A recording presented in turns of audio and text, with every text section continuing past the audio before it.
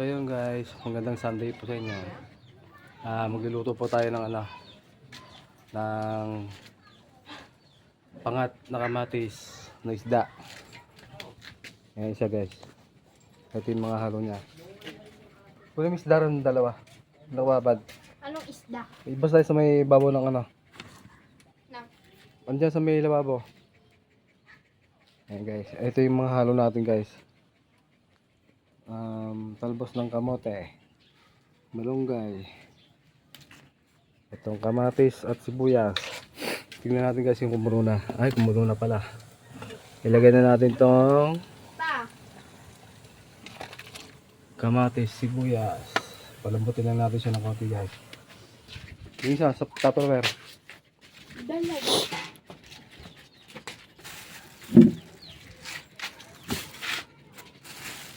Ito guys yung binili ko sa Dagupan.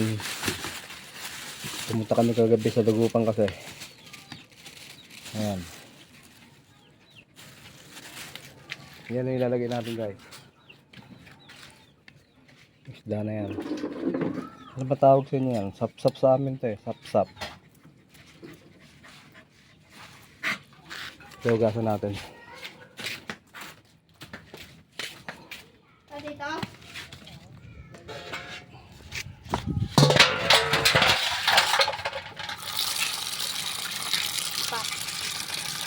Ilagay mo to.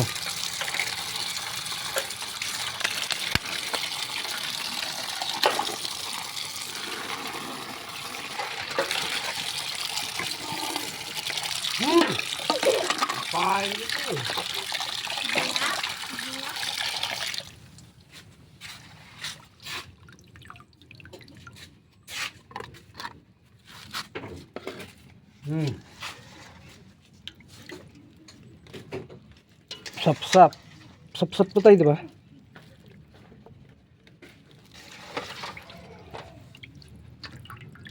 Bakit? Sap-sap na isda. Sarap to, pangat sa kamatis.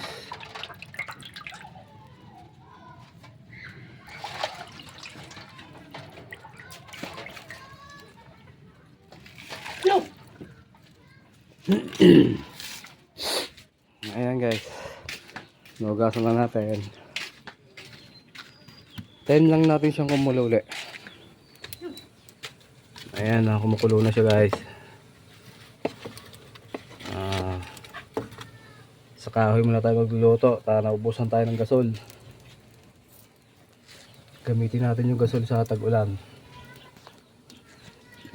Kasi sa tag-ulan, mahirap ang kahoy dito guys sa tag-ulan. Wala kami makuha na ng kahoy. Magpuputol pa kami uli ng akasya. So yan, tipid-tipid muna tayo. Tag-ulan na. Yun, pwede na tayo mag-gasol.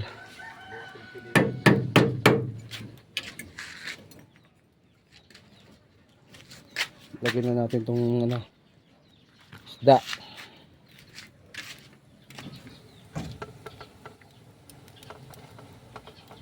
Marami ata tira tayo para baka di gusto ng mga bata kasi. Yan lang, pwede na yan.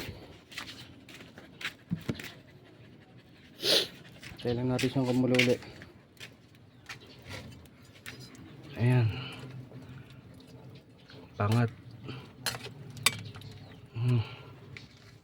Timplahan na rin natin guys para dire-diretso.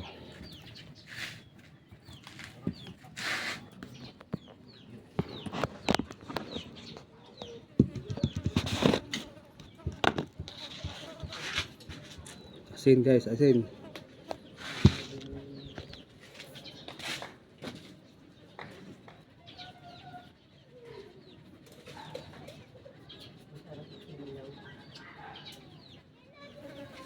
Konting betchin guys, konting betchin.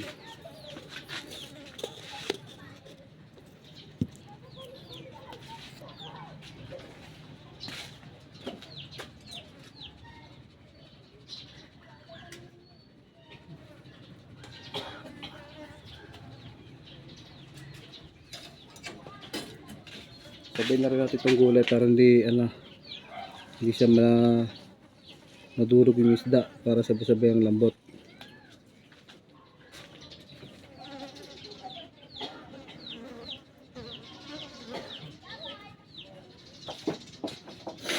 Tapos, malunggay. Malunggay guys.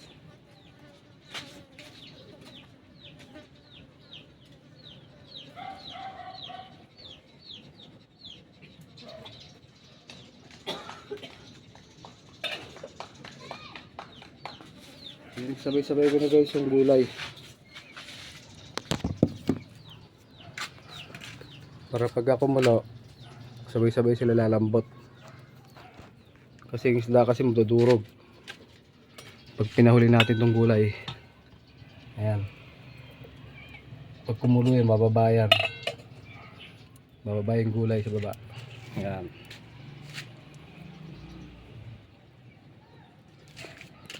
Wala naman kaming kahoy. Konti na lang. Hindi na lang natira sa kahoy namin. Ayan pa. Hindi pa namin nasisibak.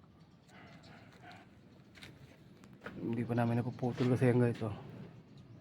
Marami pa. Walang time.